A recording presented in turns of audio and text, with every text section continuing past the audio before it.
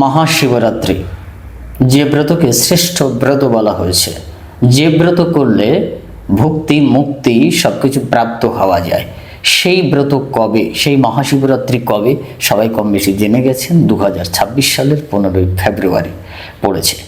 সহজ কথায় ফাল্গুনের কৃষ্ণ চতুর্দশী তিথিতে পড়েছে এই মহাশিবরাত্রি। এই মহাশিবরাত্রি সম্পর্কে ভগবান শিবশঙ্কর নিজেই কিন্তু বক্তব্য রেখেছেন শিব পুরাণে। ভগবান বিষ্ণু জিজ্ঞাসা করেছিলেন, ঋষি জিজ্ঞাসা করেছিলেন সুত ঋষিকে, কেন এই ব্রত শ্রেষ্ঠ, সমগ্র ব্রত থেকে কেন শ্রেষ্ঠ, এবং অজ্ঞাত সারে বা জ্ঞাত সারে অজ্ঞানী ব্যক্তি বা জ্ঞানী ব্যক্তি যখন এই শিবরাত্রি পালন করেন তখন সে কি প্রাপ্ত হয়, সে কিভাবে মুক্ত হয়, এবং সবথেকে নিকৃষ্টতম ব্যক্তিও যদি মহাশিবরাত্রি করেন অজ্ঞাত সারে বা জ্ঞাত সারে, তাহলে সে কি ফল প্রাপ্ত হয়, সেক্ষেত্রেও কিন্তু এই তত্ত্বকথা উঠে এসেছে এবং তথ্য উঠে এসেছে। এখন এই মহাশিবরাত্রি সম্পর্কে ভগবান বিষ্ণু শিবকে জিজ্ঞাসা করছেন যে কেন এই ব্রত শ্রেষ্ঠ। তখন ভগবান শিবশঙ্কর বলছেন, শ্রেণু বিষ্ণু প্রবেক্ষ্যামি ব্রতনম উত্তমম ব্রতম। অর্থাৎ হে বিষ্ণু, যে ব্রত সকল ব্রত হতে শ্রেষ্ঠ ব্রত, উত্তম ব্রত, আমি সেটা বলছি, তুমি শ্রবণ করো। কেন এটা শ্রেষ্ঠ ব্রত? তার কারণ হচ্ছে শিব অর্চনম রুদ্র জপ উপস্যাংচ দীনত্রয়ম বারাণস্যাংচ মরণং মুক্তিরেশ চতুর্বিধা। অর্থাৎ এই যে চতুর্বিধ কার্য রয়েছে এটা হচ্ছে মুক্তির কারণ, মুক্তির রেশা, মুক্তির কারণ। তো কোনটা কোনটা? সেটা হচ্ছে শিবার্চনম অর্থাৎ শিব পূজা, রুদ্র অধ্যায় জপ 2, আর 3টে উপবাস আছে, অষ্টমী, কৃষ্ণ চতুর্দশী, আরেকটি হচ্ছে সোমবার। এই 3টে মিলেই হচ্ছে একটি কার্য, এই 3টে দিনে উপবাস। আর চতুর্থ হচ্ছে বারাণস্যাংচ মরণম অর্থাৎ বারাণসীতে মৃত্যুবরণ যিনি করেন, এই 4টি কারণে সে মুক্তি লাভ করে। অর্থাৎ মুক্তির কারণ এই 4টি কার্য। কিন্তু এই 4টের ভেতরে আবার প্রধান এবং মুখ্য এবং উত্তম কার্য হচ্ছে মহাশিবরাত্রি। ভগবান শিবশঙ্কর বলছেন চতুর্ষ্বাপি বলিষ্ঠম হি শিবরাত্রি ব্রতম হর। অর্থাৎ এই শিবরাত্রি ব্রত সর্বশ্রেষ্ঠ এই 4টে কার্যের ভেতরে। হে গোবিন্দ, হে নারায়ণ, হে বিষ্ণু, হে হর, এই কথা বলছেন। তার মানে এখানে পরিষ্কার বোঝা যাচ্ছে যে মহাশিবরাত্রি উত্তম কেন, শ্রেষ্ঠ ব্রত কেন। এই প্রশ্নটাই করেছিলেন ভগবান শিবশঙ্করকে নারায়ণ, যে কেন শ্রেষ্ঠ ব্রত। তার কারণ বোঝাতে গিয়ে ভগবান শিবশঙ্কর বলছেন যে এই ব্রত ঋগ্বেদ প্রভৃতি বেদের, আয়ুর্বেদাদি, উপবেদের, মন্নু আদি সংহিতা, ব্রহ্মাদি সমস্ত পুরাণের এবং বেদাদি শাস্ত্রের কথিত ধর্মসমূহের পরম তত্ত্ব গোপনীয় সকলের মধ্যে এই ব্রতই অদ্বিতীয় সার। নমস্কার, জয় মহাকাল। মহাকাল স্বামীজি মহারাজের প্রবচন শুনছিলেন তো? জাস্ট একটু সময় চেয়ে নিচ্ছি। মহারাজ এই প্রথম পশ্চিমবঙ্গে মহাকাল আশ্রম ও মন্দির নির্মাণ করতে চলেছেন। এই মহৎ যজ্ঞানুষ্ঠানে আপনাদের আর্থিক অনুদান প্রার্থনা করছি। এই মন্দিরটি যোগ, আয়ুর্বেদ, শাস্ত্রীয় সঙ্গীত ও নৃত্য, শিক্ষা, চিকিৎসা, দরিদ্র দুস্থদের সেবা এবং সর্বোপরি আধ্যাত্মিক, বৈদিক, সনাতন ধর্ম ও সংস্কৃতির চর্চার কেন্দ্রস্থান হয়ে উঠবে। এই ভিডিও ডেসক্রিপশন এবং কমেন্ট বক্সে ব্যাংক ডিটেলস, ইউপিআই, ফোনপে, জিপে এবং আমাদের কন্ট্যাক্ট নাম্বার দেওয়া রয়েছে। আপনারা সরাসরি যোগাযোগ করতে পারেন, তাই তো মহারাজ? হ্যাঁ, এই প্রথম ভগবত ইচ্ছায় পশ্চিমবঙ্গ ও উত্তর ভারতে আশ্রম মন্দির নির্মাণ করতে চলেছে। আপনারা আমাদের পাশে থাকুন। জয় মা, জয় মহাকাল। তার মানে এটা পরিষ্কার করে বুঝিয়ে দিচ্ছেন যে কেন এই ব্রত শ্রেষ্ঠ ব্রত। যখন নারায়ণ বা ভগবান বিষ্ণু জিজ্ঞাসা করেছিলেন, এখানে কিন্তু আমরা কয়েকটি তত্ত্বকথা পেয়ে গেছি। তো আরও একটি কথা, যখন সুত ঋষিকে জিজ্ঞাসা করছেন অন্যান্য ঋষিগণ যে এই মহাশিবরাত্রি সম্পর্কে আমরা শুনেছি, তারপরেও আমাদের ভেতরে একটি আশঙ্কা রয়ে গেছে, তোমার কাছ থেকে আরও পরিষ্কার রূপে জানতে চাই। হে সুত ঋষি, আপনি দয়া করে অনুগ্রহপূর্বক সেই মহাব্রত অনুষ্ঠানের কথা বলুন এবং মাহাত্ম্য বর্ণনা করুন। এমন কি ব্রত, কোন ব্রত আছে যে ব্রত করলে বা মহাশিবরাত্রি পালন করলে ভক্তি মুক্তি সবকিছু প্রাপ্ত হওয়া যায়। বলছেন কেন ব্রতেন সন্তুষ্ট শিব ইচ্ছাতি তৎসুখম ইয়দ অনন্তম প্রচক্ষ্য তৎ ত্বম ব্রহি বিশেষতঃ। বলছে ঋষিরা বলছেন, আমরা যাকে অনন্ত সুখ বলে নির্দেশ করে থাকি, কোন ব্রত আচরণ করলে ভগবান শিব সন্তুষ্ট হয়ে সেই সুখ প্রদান করেন তা বিশেষ রূপে আমাদেরকে বল, সুত ঋষিকে জিজ্ঞাসা করছেন। অর্থাৎ অনন্ত সুখ বলে ঋষিগণ যাকে ব্যাখ্যা করেছেন, এই অনন্ত সুখ, পরম সুখ, সচ্চিদ আনন্দ ময় সুখ, যেটা এই সুখের কথা বলছেন। নিশ্চিত এখানে অনন্ত সুখ মানে যে সুখের কখনো শেষ হয় না, সেটা কোন সুখ হতে পারে? ভগবত পরমানন্দ সচ্চিদ আনন্দ সুখম হতে পারে। ঠিক আছে, এই সুখের কথা বলছেন, যে সুখ ভগবান শিবের কোন ব্রতানুষ্ঠান করলে এই সুখকে প্রাপ্ত হওয়া যায়।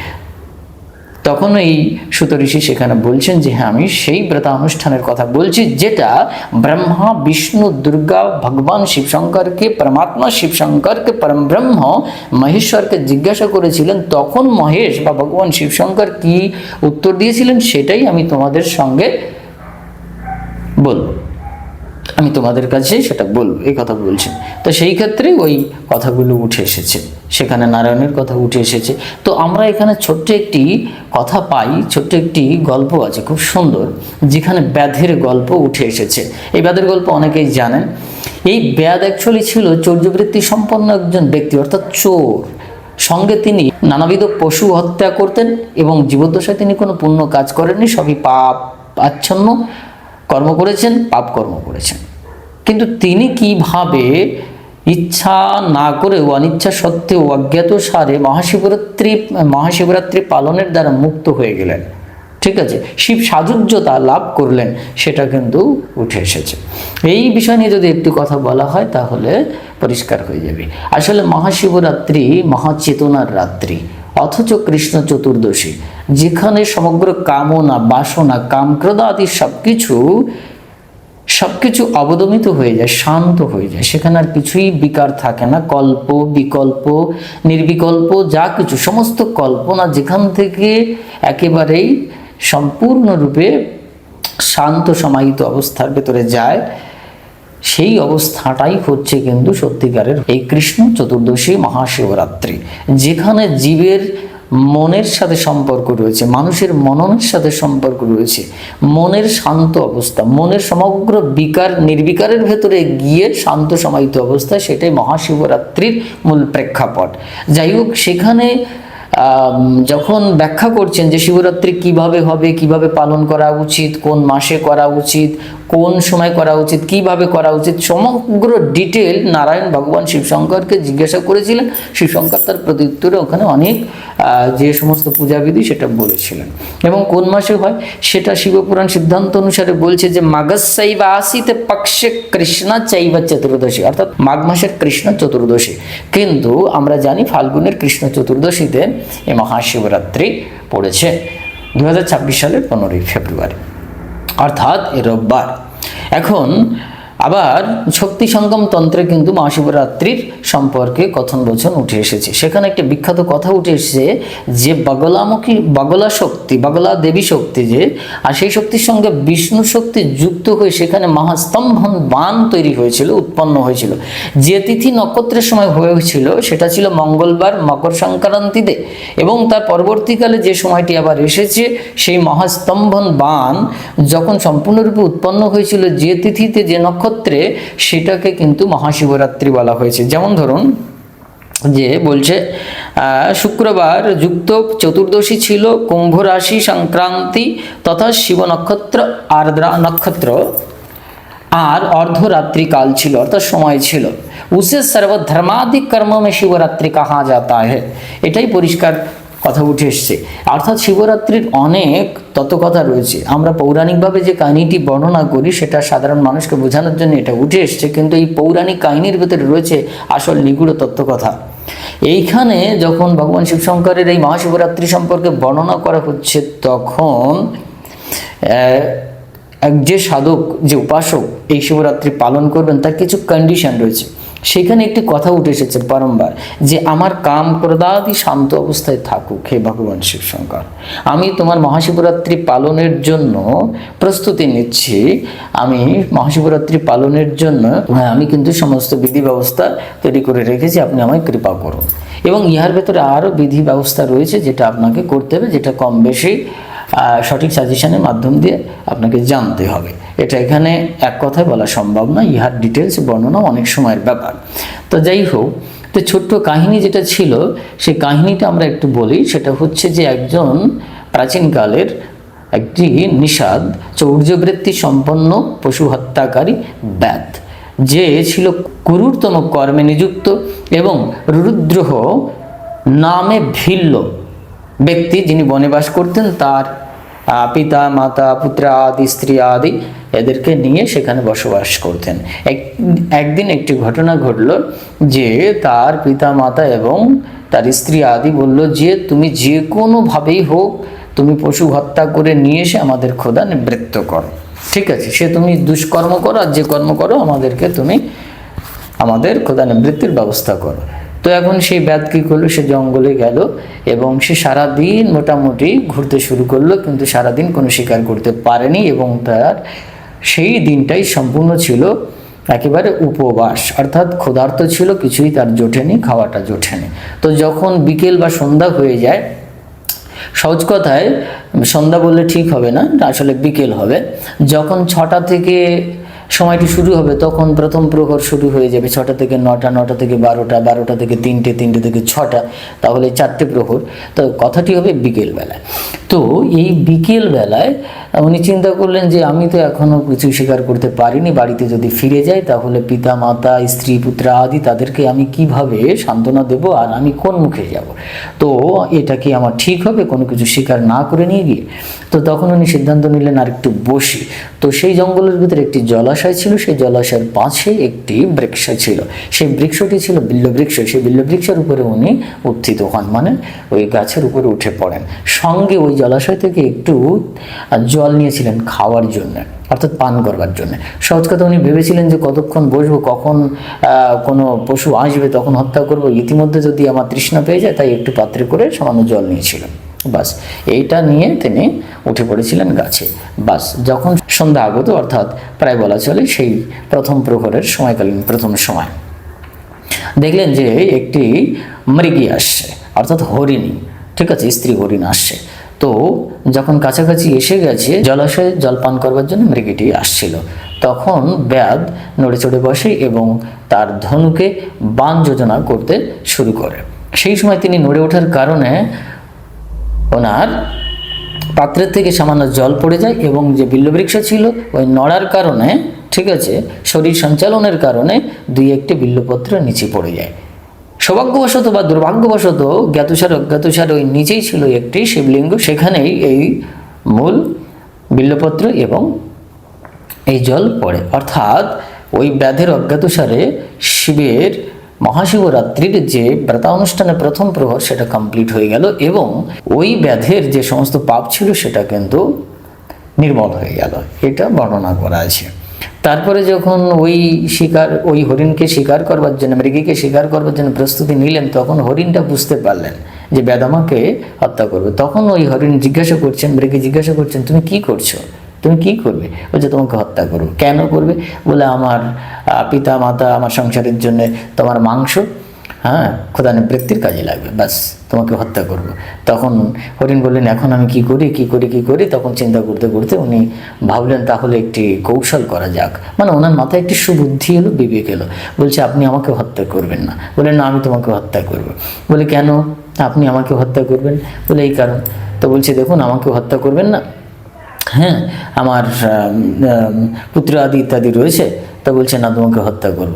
তখন উনি দেখলেন যে আর কোনো উপায় না, তখন উনি বললেন আচ্ছা ঠিক আছে, আপনি আমাকে হত্যা করুন, কিন্তু আমাকে আগে যে বালকগুলো রয়েছে, আমার সন্তান রয়েছে, তাদেরকে তার পিতার কাছে বা আমার ভগিনীর কাছে সমর্পণ করে তারপরে আমাকে আসতে দিন বা সুযোগ দিন, আমি ফিরে আসবো। তখন বলছেন আমি কিছুতেই বিশ্বাস করি না, ব্যাধ বললেন। তখন বলছে আপনি আমাকে বিশ্বাস করুন, দেখুন এই চন্দ্র সূর্য সমুদ্র সপ্ত সমুদ্র ইত্যাদি বায়ু চন্দ্র আদি এরা সবাই সত্যের উপর প্রতিষ্ঠিত হয়ে যে যার কার্য অনুষ্ঠান করছে, সুতরাং আমি ফিরে আসবো। যে কোনোভাবে ওই ব্যাধ রাজি হয়ে যায়। ঠিক আছে, কিন্তু তারপরে এর মাঝখানে একটু কথা ছিল যে যখন রাজি হচ্ছিল না তখন বলছিল দুনিয়াতে যত পাপ আছে, বিশেষ করে ধরুন যারা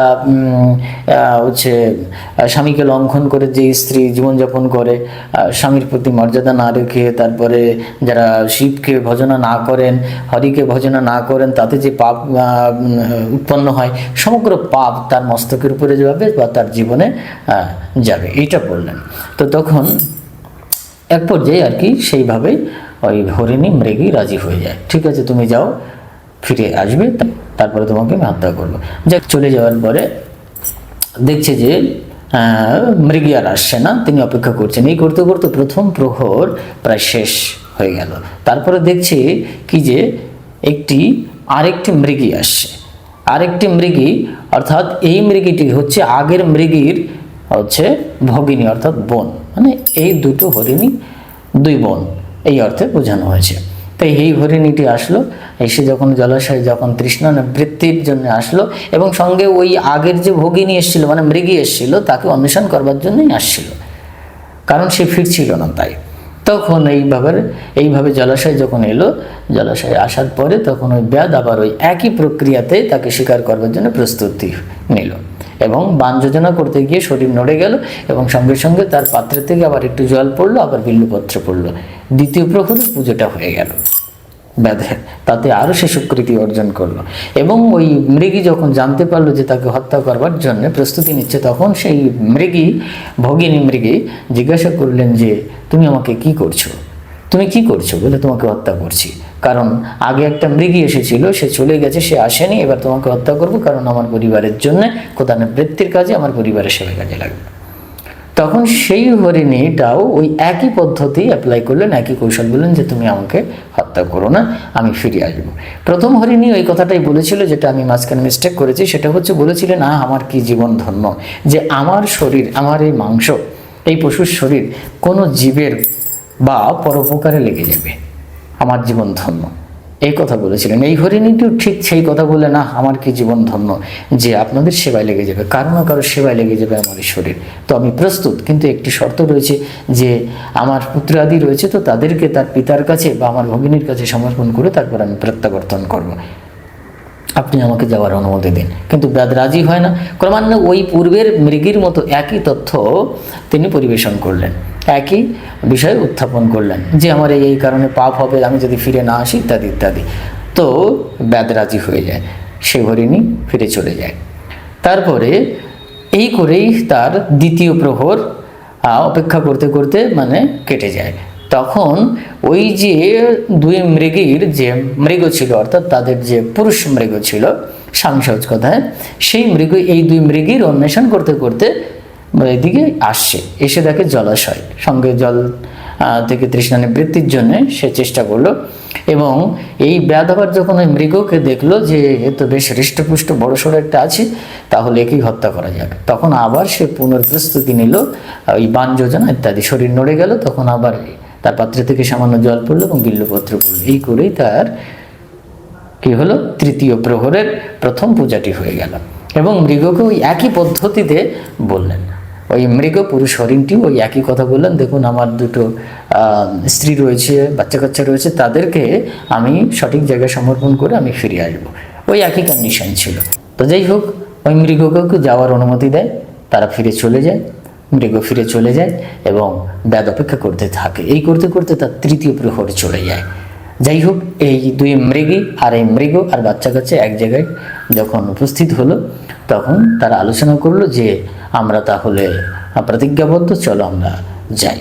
তখন প্রথম যে মৃগীটি ছিল মানে বড়, সে বললো কি দেখো আমি তো জ্যেষ্ঠা, ঠিক আছে তোমরা থাকো, আমি প্রথম প্রতিজ্ঞা করেছিলাম আমার শরীরটাকে আমি তাদের কাছে সমর্পণ করি, আমি তাদেরকে দিয়ে দিই, সেই ব্যাধের কাছে আমি আমার নিজেকে দিয়ে দিই, সঁপে দিয়ে দিই, তোমরা থাকো। তখন ওই যে ছোট হরিণীটি ছিল মানে ওই বড় হরিণীটির যে বোন, সে বলল না আমি তোমার দাসী, বরং তুমি থাকো আমি যাই। ক্রমান্বয়ে দুই মৃগী এই কথা বলল। তারপরে তৃতীয়বার মৃগ এই কথা বলল যে তোমরা থাকো সন্তানাদি নিয়ে, আমি যাই। তো এই তিনজন এইভাবে তারা সিদ্ধান্ত নিল। কিন্তু ক্রমান্বয়ে তখন চিন্তা করলো ঠিক আছে তাহলে আমরা তিনজনই একসাথে যাই, মানে এই তিনজন একসাথে গেলেন। তখন এইভাবে দুই মৃগী বললো যে স্বামী ছাড়া অর্থাৎ বিধবার জীবনে থাকতে হবে, সুতরাং যখন এইসব আলোচনা করে একটি সিদ্ধান্তে আসলো, তারপরে তারা তিনজনই তারা ওই বাচ্চাদেরকে সহবাসীদের অর্থাৎ পাশাপাশি প্রতিবেশী যারা ছিল তাদের কাছে রেখে তারা রওনা দিল। ব্যাস এই তিন হরিণ, সহজ কথায় দুই মৃগী এক হরিণ, এই তিন হরিণ যখন ওই ব্যাধের কাছে আসছে, তখন ওই চতুর্থ প্রহরের যে সময়টি শুরু হচ্ছে, তখন ওই দেখলো যে একসঙ্গে এরা আসছে, তখন হত্যা করবো, ওই একইভাবে বাণ যোজনা ইত্যাদি শুরু করলো এবং সে নড়ে গেল। তখন ওই বিল্লপত্র এবং জল পড়লো, তার চতুর্থ প্রহরে প্রথম পূজাটি হয়ে গেল। তারা কাছে এলো এবং সঙ্গে সঙ্গে ওই যে 3 হরিণের যে বাচ্চা ছিল তারাও দেখলো কি যে এই মহৎ কাজে আমরাও অংশগ্রহণ করি। ওই বাচ্চাগুলো ওই পেছনে পেছনে তাদের দিকে ধাবিত হলো ওই 3 হরিণের। সবাই আসলো ওই ব্যাধের কাছে, এসে বলল যে হ্যাঁ, আমাদের জীবন ধন্য হবে, আমাদের শরীর পরোপকারে লাগবে, আপনাদের সেবায় লাগবে, আমাদের জীবন ধন্য, এবার আপনি আমাদেরকে হত্যা করুন। ব্যাধ ইতিমধ্যে তার ভগবান শিবের কৃপায় এই চতুর্প্রহরের পূজাটা কমপ্লিট হওয়ার কারণে তার জ্ঞান চেতনার প্রকাশ ঘটেছে। এখানে একটি মার্কেবল জায়গা, সেটা হচ্ছে ব্যাধের ভেতরে জ্ঞান চেতনার প্রকাশ ঘটেছে, অর্থাৎ বিবেক এসেছে। আপনি ব্যাধ হলেন কিন্তু আপনার বিবেক চেতনার প্রকাশ ঘটছে না, তাহলে হবে না। অর্থাৎ ভগবান শিবশঙ্করের কৃপায় এখানে একটি কথা উঠে এসেছে, অজ্ঞাতসারে এই ব্রতানুষ্ঠান করলেও তার বিবেক চেতনার প্রকাশ ঘটতে পারে। সেটা একটি অত্যন্ত সূক্ষ্ম বিজ্ঞানের বিষয়বস্তু। তাই সে ব্যাধের সেটা হয়ে গেছিলো। এই জন্য তিনি চিন্তা করলেন যে এই সাধারণ পশুগুলো কতটা বিবেকবান যে আমাদের সেবায় তাদের নিজেদেরকে বিলিয়ে দিচ্ছে, সমর্পণ করছে, ত্যাগ করছে। এদের জীবনটা কত ধন্য। আর আমি মানুষ হয়ে এই কর্ম করতে পারছি না, আমি সারা জীবন চৌর্যবৃত্তি করেছি, পশু হত্যা করেছি, আমার পরিবারের জন্য আমি এই নৃশংস কাজগুলো করেছি, আমার জীবন কি হবে? আমি তো পাপাচ্ছন্ন হয়ে পড়েছি।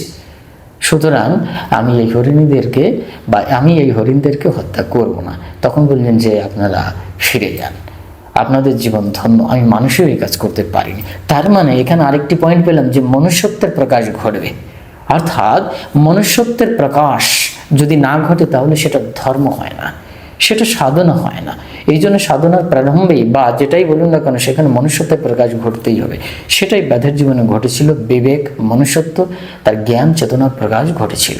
অর্থাৎ মহাশিবরাত্রি এমন একটি রাত্রি, এমন একটি ক্ষণ, এমন একটি সময় যেখানে মহাচেতনার প্রকাশ ঘটবে, জ্ঞান চেতনার প্রকাশ ঘটবে, মনুষ্যত্বের প্রকাশ ঘটবে। যদি সেটা না হয়ে ওঠে তাহলে মহাশিবরাত্রির পূর্ণত্ব কোথায়? যাই হোক, সেটা আলাদা ব্যাপার। তারপরে যখন ব্যাধ এটা বললেন তখন ভগবান শিবশঙ্কর সন্তুষ্ট হলেন। সেখানে ভগবান শিবশঙ্কর প্রকট হলেন এবং তাকে নাম দিলেন গুহ, এবং তিনি জীবন মুক্ত হলেন, শিব সাযুজ্যতা লাভ করলেন। সেটা পরবর্তীতে ভগবান শিবশঙ্কর তাকে বললেন যে তুমি বর প্রার্থনা করো। বলছে আমি আর কি বর চাই? আমরা এখানে অনেকেই বলি যে শিবরাত্রি করুন, এটা রাত্রি করুন, এই ব্রত করুন, আপনি এটা পাবেন সেটা পাবেন, এই অর্থে করেননি। তিনি ভগবান শিবের কাছে কোনো অর্থ করি কিছুই চাননি, কিন্তু ভগবান শিবশঙ্কর বলেছেন তুমি ভক্তি এবং মুক্তির দুটোই প্রাপ্ত হবে। অর্থাৎ তুমি রাজ্য সুখ পাবে এবং তোমার পরিবারে যারা সন্তান আদি পরিবারের সদস্য যারা আসবে সবাই শিব ভক্ত হয়ে উঠবে এবং ক্রমান্বয়ে তোমার গৃহে একদিন শ্রী রামচন্দ্র আসবেন এবং তার কৃপা বলে তাকে যখন তুমি সেবা পূজন করবে তার কৃপা বলে তুমি শিব সাযুজ্যতা লাভ করবে, অর্থাৎ শিবের নৈকট্যতা লাভ করবে। সেটা লাভ করেছিলেন এবং যে এই হরিণগুলো যারা ছিল তারা ওখানে যখন ভগবান শিবশঙ্করের কৃপা লাভ করলেন, ভগবান শিবশঙ্করকে দর্শন করলেন, তারা ডিরেক্ট এই শরীর ত্যাগ করে অর্থাৎ মৃগ শরীর ত্যাগ করে তারা স্বর্গে আরোহণ করলেন, মুক্ত হলেন। এই জায়গাটায় আমরা দেখতে পাচ্ছি যে পশুত্বের মুক্তি হচ্ছে, পশুপতিনাথ। অর্থাৎ আমার ভেতরে যে অষ্টপ্রকার পাশত্ব রয়েছে, অর্থাৎ অষ্টপ্রকার বন্ধন, পাশ, আবার পশুত্ব, আবার মনুষ্যত্ব, আমি মানুষ অথচ আমার ভেতরে পশুত্ব রয়েছে, অর্থাৎ এই পশুত্বকে ছিন্ন করতে হবে, মনুষ্যত্বের জাগরণ ঘটাতে হবে। 8 প্রকারের বন্ধন রয়েছে, লজ্জা, ঘৃণা, ভয়, শঙ্কা, জুগুপ্সা, কুলশীল, মান, এগুলো থেকে বেরিয়ে আসতে হবে, যেটা মৃগরূপী। মৃগ অর্থাৎ আরেকটি অর্থ কিন্তু হয় মৃগ অর্থাৎ মায়া, ঠিক আছে, মায়া অর্থে ব্যবহার করা যায়। তো সেই মায়াকে অতিক্রম করতে হবে, অর্থাৎ মায়া অতিক্রম করে তার আসল স্বরূপকে প্রাপ্ত হতে হবে, যেটা ভগবান শিবশঙ্করের এই মহাব্রত অনুষ্ঠান করলে, মহাশিবরাত্রি ব্রত অনুষ্ঠান করলে এই চেতনার প্রকাশ ঘটতে পারে। এই উপাখ্যানের মাধ্যম দিয়ে কিন্তু আরও অনেক তথ্য কথা ব্যাখ্যা করলে পাওয়া যায়, কিন্তু যার যেখানে ভক্তি, যার যেখানে যেটা বিশ্বাস, সেই বিশ্বাসটা এমন একটি জিনিস। সত্যি কথা বলতে আপনার বিশ্বাসটা যদি সুদৃঢ় হয়, নিশ্চিত হয় এবং সেটা অকাট্য হয় এবং সেখানে গভীরতা থাকে, সহজ কথায় যদি সত্যি জ্ঞানের বা চেতনার বা মনুষ্যত্বের প্রকাশ ঘটে, তাহলে কিন্তু সেই বিশ্বাস আপনাকে মুক্তি নিয়ে আসবে। এই জন্য মহাশিবরাত্রি ব্রতানুষ্ঠান করলে একসঙ্গে এই ঐশ্বর্য অর্থাৎ মহাজাগতিক সংসারের ঐশ্বর্য ভোগ হয় এবং সঙ্গে সঙ্গে পরামুক্তিও লাভ করা যায়। এই কথা মহাশিবরাত্রির তত্ত্ব কথায় উঠে এসেছে। জয় মা। এই জন্য মহাশিবরাত্রি সমগ্র ব্রত থেকে শ্রেষ্ঠ ব্রত একথা ভগবান শিবশঙ্কর সম্মুখেই বলেছেন নারায়ণকে বা সুত ঋষিদেরকে বলেছেন। যাই হোক, এর মানে কিন্তু এটা বুঝবেন না যে অন্য কোনো ব্রতানুষ্ঠানকে ছোট করা হয়েছে। ইহার তাৎপর্য কিন্তু অন্যরকম, সেটা এখন সম্পূর্ণ ব্যাখ্যা করা সম্ভব নয়। কিন্তু কাউকে ছোট না করে, কোনো ব্রতকে অনুষ্ঠানকে ছোট না করেই মহাশিবরাত্রির যে বিশেষ মাহাত্ম্য বা উত্তম মাহাত্ম্য রয়েছে সেটাও কিন্তু অস্বীকার করা যায় না। জয় মা। সবারই চেতনার প্রকাশ ঘটুক। ভগবান শ্রী রামকৃষ্ণ পরমহংসদেব বলেছিলেন তোদের চৈতন্য হোক। সত্যি কথা, এই কথার ভেতর দিয়েই মহাশিবরাত্রির যে তত্ত্বকথা সেটা বোঝা যায়। জয় মা। চেতনার প্রকাশ ঘটাতে হবে, মনুষ্যত্বের প্রকাশ ঘটাতে হবে, সেটাই হবে সত্যিকারের ব্রতানুষ্ঠান, ধর্মানুষ্ঠান। জয় মা।